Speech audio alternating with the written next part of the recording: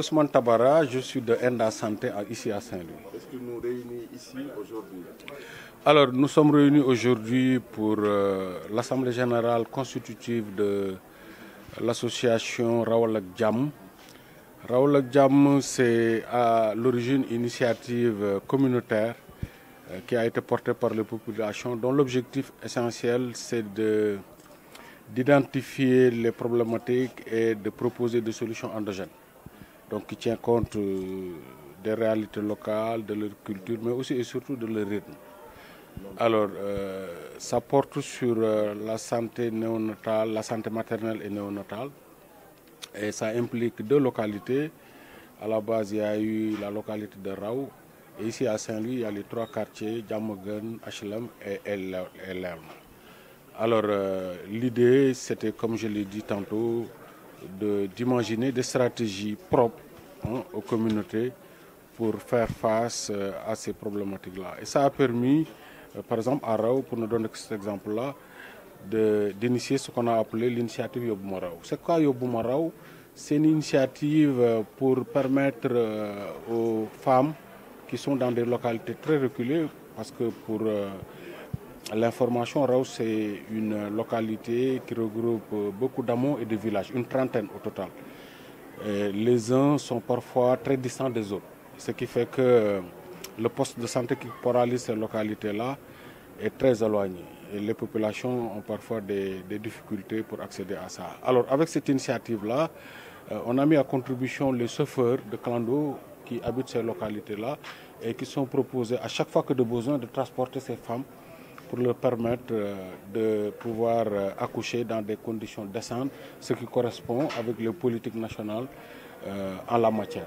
Parce que l'État du Sénégal, avec les partenaires, a fait beaucoup d'efforts pour réduire cette hécatombe qui consiste à la maternité, la mortalité maternelle. Aujourd'hui, il est question de formaliser l'espace cette association au niveau local.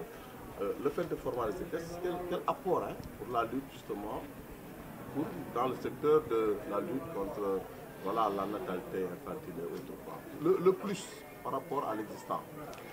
Oui, considérant que cette initiative a apporté de la valeur ajoutée, parce que comme je l'ai dit, ne serait-ce que pour la fréquentation des structures de santé, ici en l'occurrence la maternité, on s'est rendu compte qu'avec cette initiative-là, on a observé que les structures sont de plus en plus fréquentées par les femmes et que ces dernières viennent dans ces structures-là pour accoucher dans des conditions décentes. Ça, par exemple, c'est une valeur ajoutée extrêmement importante.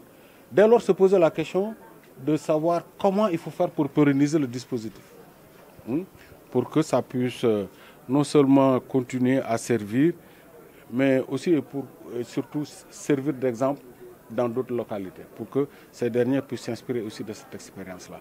Alors, la stratégie que nous avons trouvée, et ceci à la suite d'une large concertation qui a impliqué la participation de tous les acteurs concernés par ce processus-là, on a convenu de formaliser le dispositif. Et ça passe nécessairement par la mise en place d'une association formelle qui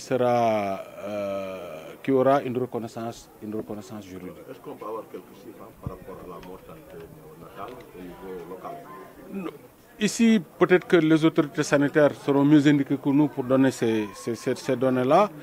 Mais retenez que, comme je l'ai dit, ici et partout dans le monde, ça constitue une problématique. Et l'État s'est emparé de cette problématique, a fait beaucoup d'efforts. Et si vous prenez les données, je ne les ai pas tous en tête, mais vous verrez que depuis quelque temps, il y a une réduction du nombre de décès qui sont liés un peu à cette situation-là. Voilà, et que depuis, comme j'ai dit, cette initiative-là va venir s'ajouter sur ce qui est en train de se faire au niveau des politiques. Je voudrais juste peut-être souligner que cette initiative-là aussi fait l'objet d'attention particulière de la part des autorités. Vous voyez aujourd'hui le préfet qu'on remercie d'avoir bien voulu venir présider cette activité-là.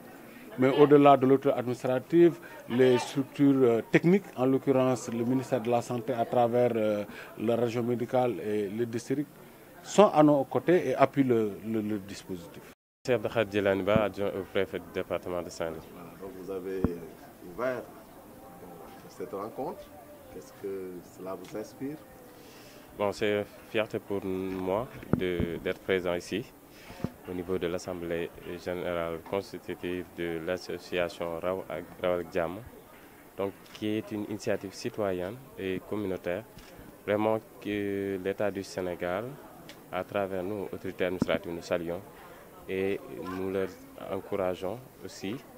Et je les ai dit aussi que l'État du Sénégal, à travers aussi ses services techniques, sont disposés à les accompagner pour la réussite de leur mission.